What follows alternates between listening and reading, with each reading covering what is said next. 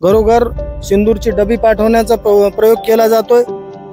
आजच आमच्याही घरी सिंदूर पाठवून द्या, कारण की उद्या वेळ येईल का नाही हे सांगता येत नाही। जे जे शेतकऱ्यांनी आत्महत्या केल्या तुमच्या चुकीच्या धोरणामुळे देवा भाऊ, त्यांच्या घरी सिंदूर कोणत्या तोंडाने घेऊन जाणार आहेत तुम्ही? वेळ जवळ येते, कंठ दाटून येतोय, संयम बाळगलाय, नाही तर सगळे जे शेतकरी आहेत ते काय करतील हे सांगता येत नाही। त्याच्यामुळे पांचाळ साहेबांना मला विनंती आहे की हातात आहे तोपर्यंत करा, नाहीतर खुर्ची खाली जाळ काढायला वेळ लागणार नाही।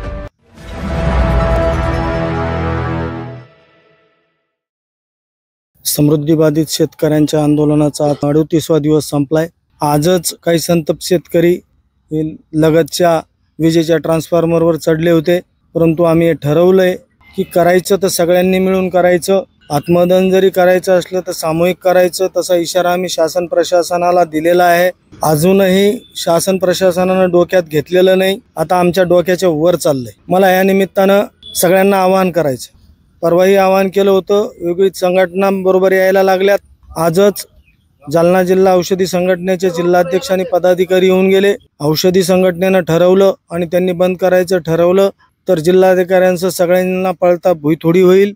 त्यांनी सांगितलं की तुम्ही सांगा, आम्हाला सूचना करा किंवा आदेश करा, आम्ही 5 मिनिटात जालना जिल्ह्यातल्या दुकानं बंद करू। आता दिवसेंदिवस 2-3 दिवसानंतर आता परवा दिवशी आम्ही याच्यात सिंधी काळेगावला रास्ता रोको करणार आहे। त्याच्यानंतर दररोज रास्ता रोको होतील, वेगवेगळे आंदोलनं होतील। या निमित्तानं मला सगळ्या व्यापाऱ्यांना, सगळ्या नागरिकांना जालना जिल्ह्यातल्या विनंती करायची आहे की हे जे शेतकरी आहे परिसरातले आहेत, याच्यातले अनेक जण तुमच्या घरी दूध घेऊन येतात, कुणी भाजीपाला विकायला येतो, तुमचे रोजचे संबंध आहेत। अनेक जण तुमच्या खताच्या दुकानं असतील, बियाणाच्या दुकानं असतील, तिथून खत घ्यायला येतात, बियाणं घ्यायला येतात। त्यांच्या व्यथा समजून घ्या। आणि सगळ्या व्यापाऱ्यांना माझं असं आवाहन आहे की ज्यावेळेस आम्हाला वाटेल की आता फार डोक्याच्या वर चाललंय, एकदा आमच्या पाठीमागे उभा राहण्याचा प्रयत्न करा। एक दिवस जर तुम्ही सर्वांनी मिळून हाक दिली, जालना जिल्हा बंद केला, तर सगळ्यांना मला वाटतं जालन्यात बोलवायला उशीर लागणार नाही। तर त्यामुळे ह्या माध्यमातून आज एवढीच विनंती करतो शासन प्रशासनाला की आता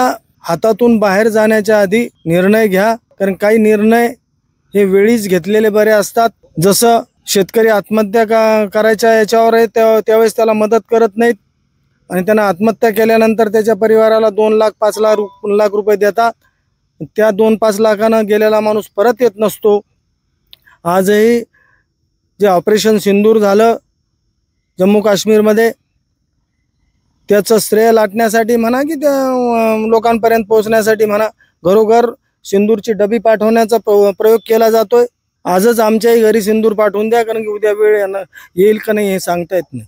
आणि आणखीन सांगतो की जे जे शेतकऱ्यांनी आत्महत्या केल्या तुमच्या चुकीच्या धोरणामुळे देवा भाऊ, त्यांच्या घरी सिंदूर कोणत्या तोंडाने घेऊन जाणार आहेत तुम्ही? तर हे सगळं समजून घ्या।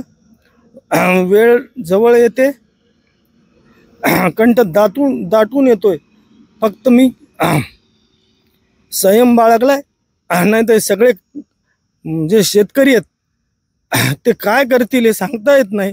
त्याच्यामुळे पांचाळ साहेबांना मला विनंती आहे की हातात आहे तोपर्यंत करा, नाहीतर खुर्ची खाली जाळ काढायला वेळ लागणार नाही।